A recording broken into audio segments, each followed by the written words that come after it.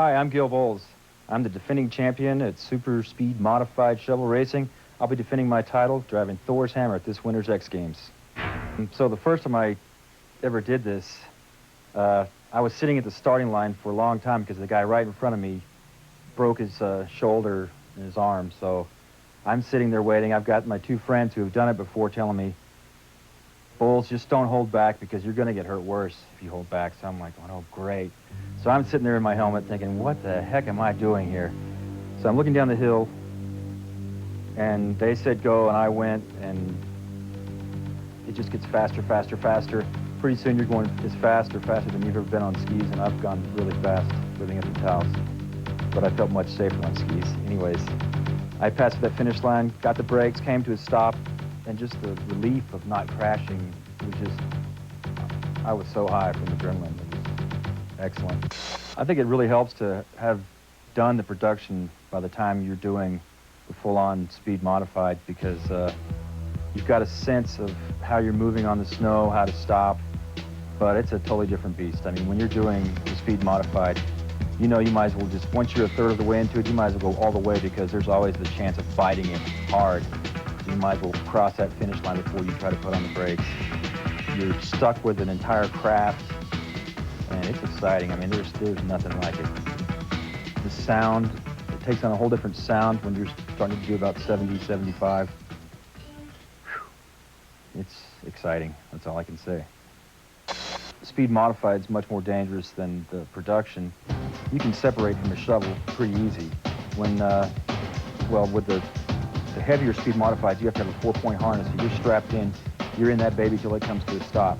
With the light modifieds, where you're not required to have a seatbelt, you get ejected, and just catching an edge on the ski, anybody that's ever caught an edge and gone down, I mean, you get thrown. My first year I got whiplash, threw my shoulder out, I was hurting for about 2 months.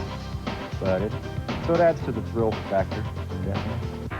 And here I am that year in my Kevlar vest and on my light modified. It's kind of a scary thing. And then my second run, right after my fantastic first run, I crashed right at the finish line because it gets kind of dug out.